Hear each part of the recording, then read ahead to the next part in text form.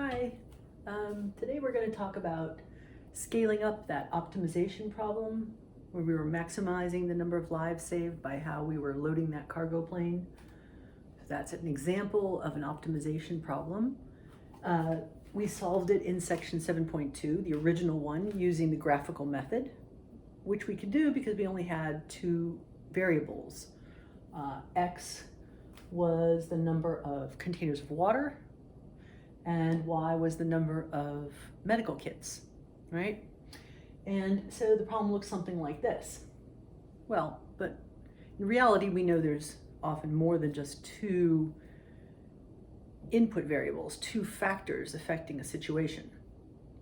For example, somebody might say, well, what about the food?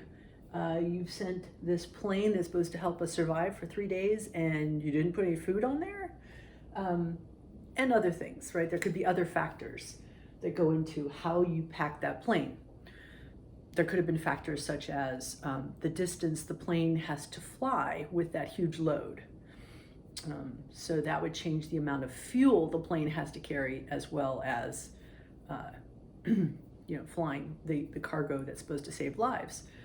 All kinds of other things people could think that they need in a situation like that, right? So we're going to talk today about this. We're going to expand this example, scale up this optimization problem to motivate the method that's used to handle problems that have 1,000 variables and 10,000 constraints. That method is called the simplex method. So we're going to scale up this optimization problem using the simplex method.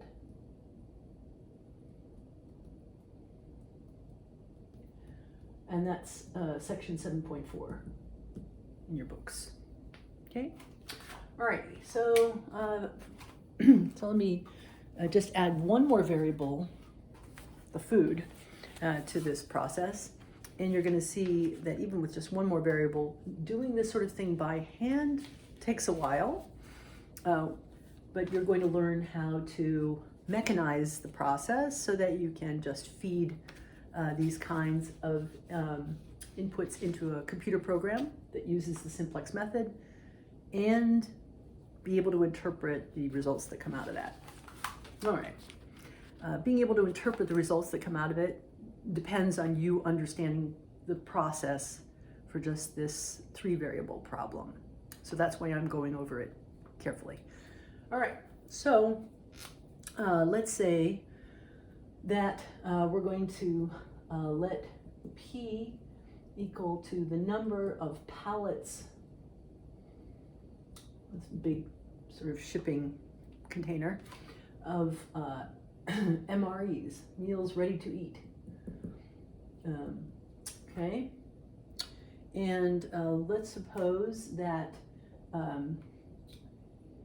each pallet will feed, sorry about the plumbing noise, 352 people for 3 days. Okay, and so in other words, saving those people as well. Let's see, what are the constraints on this? Oh yes, each pallet will feed that many people, weighs, weighs 1,098 pounds. Cans of food would be heavy. And it's each pallet. There's a lot of meals in there. It weighs 1,098 pounds and takes up 56.1 cubic feet in volume. Okay, so we're going to add those to this other constraints that we talked about in the previous video. All right, so that means up here I'm going to put plus 352p,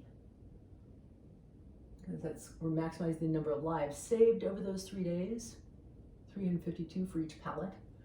And here, this was the volume constraints. So we need to have a 56.1 P in here. And in here we need to have 1098 times P. In other words, 1,098 pounds for every pallet. Now, I'm scaling up this example, but I also kind of refined it by looking some things up.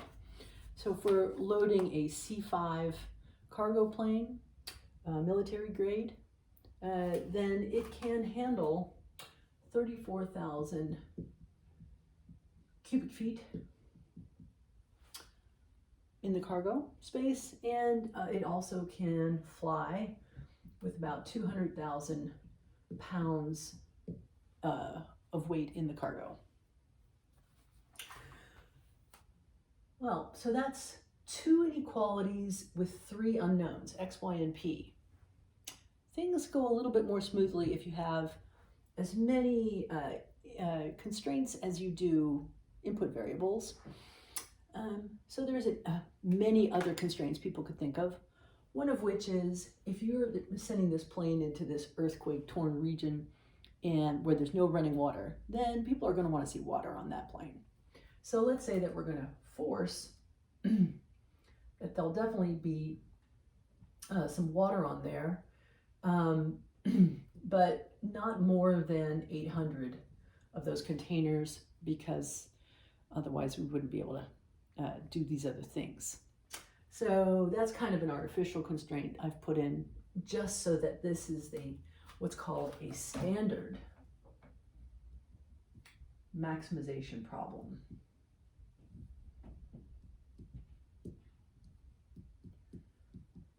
The kind you're expected to be able to solve in section 7.3. Oh, sorry, 7.4. Okay. Of course, underlying all this is the idea that x, y, and p, number of containers of water, number of medical kits, number of pallets of food, all these variables, of course, have to be non-negative numbers. But they don't get in, they are kind of considered given constraints. They're not in the body of 3 constraints, 3 inequalities, and 3 unknowns. Okay, you'll see how that comes in a minute. Okay, so if we want to solve that, a couple of things. If we were going to try to solve that graphically, each of these, the boundaries of each of these is no longer a line, it's a plane in 3 space. So if you could imagine that you had, in 3 space, you've got one plane here, that's the boundary, and you want all values below that. And you've got another plane that represents the second constraints here, and you want all the values, say, on the other side of that. Well, it's very hard to visualize what that looks like. So if somebody can interpret it. A computer graphics program could graph it, but could a human being use it and interpret with it? Very difficult. So we skip the graphical, no more graphical method, okay? That's why the simplex method was invented. All right.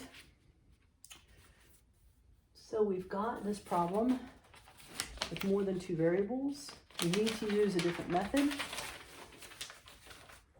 We have put it in standard form. Let me just point out some things to you about what's going on here. Again, the word maximize or minimize is considered the objective.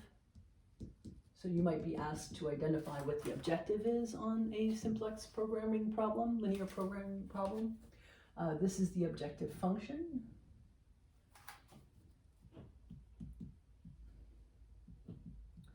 That hasn't changed. And these are the constraints. And again, we don't really consider this one to be part of the constraints. So these 3 are the constraints. Okay, and in a standard maximization problem, you'll only see less than or equal to's here and positive numbers over here. Okay? All right, so to be able to avoid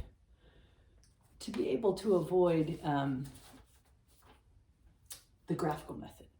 We need to be able to mechanize this so the computer can calculate the solution much faster than I can even open this pen. We need to turn this system of inequalities into a system of equations. I really hope those text messages don't appear in my video. I'm assuming they don't, but if you see me coming over here, that's trying to get rid of a text message. Anyway, so let's see. So we need to turn a bunch of inequalities into a bunch of equations.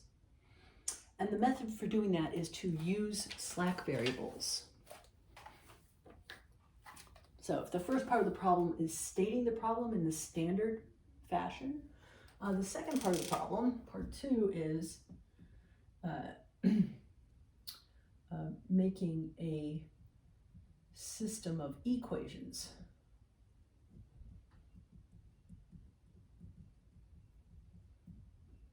Out of those inequalities, okay? And we do that by introducing something called slack variables.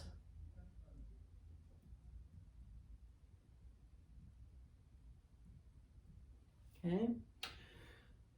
Yes, they actually do take up a slack, and we'll be interpreting with them in a minute. So for example, this first inequality is going to look like 5x plus 10y plus 56.1p.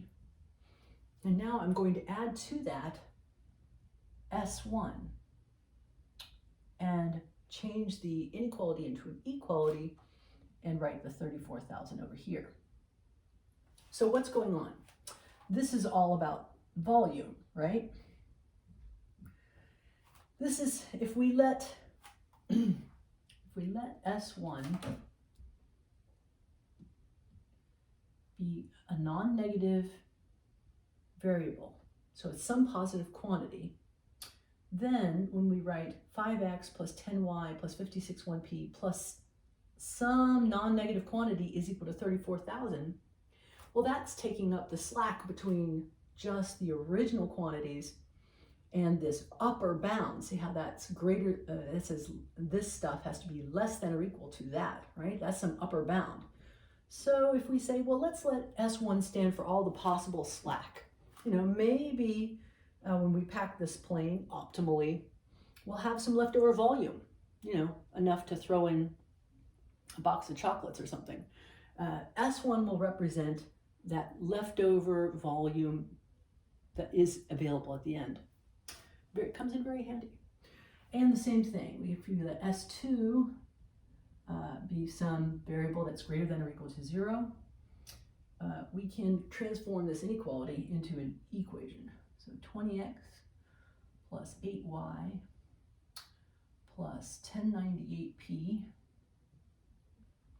And while you're doing this, you should be thinking to yourself, what do these quantities represent? What is that second line all about? If we put in some slack variable S2 for that second constraint, which is talking about keeping the eye on the units, oh yeah, that's weight. So maybe when we optimally pack this plane for the constraints of volume and weight and making sure that x is less than or equal to 800, maybe there'll be some slack weight that could be used for something else. At the end, we'll be able to know exactly what that is, how much slack is available. Okay, finally, the last inequality that we need. So for each inequality, there will be one slack variable. So if we let S3 be greater than or equal to 0, that's going to imply that 1x plus S3, whatever the excess is, could be equal to 800. Okay, that's the special constraint on the water. Okay, all right. Now, this means we have a system of inequalities to work with. But all these have no reference to the function that we're trying to maximize. So how to incorporate that into this? This is something a guy named Danzig came up with during World War II when he was trying to figure out how to solve all these questions. type of questions using computers more quickly. So his idea was to do this. Take this equation. It is already an equation. We don't need a slack variable. Take this equation that has x's, y's, and p's in it and get those variables on the left-hand side along here with that z. Well, so if we do that, if we subtract 10x from both sides, if we subtract 5y from both sides, in other words, if we do what algebra tells us to do, if we subtract 352p from both sides, we end up getting this, minus 10x, because we subtracted 10x from both sides, minus 5y, minus 352p, and that z is still over there, plus z will be equal to, well, if you subtract these three things to the other side, there's nothing left, so you just have a big 0. So now we have 4 equations in a bunch of unknowns, but we're still going to be able now to take off these coefficients and put them in a matrix, a special matrix called an initial tableau. All right.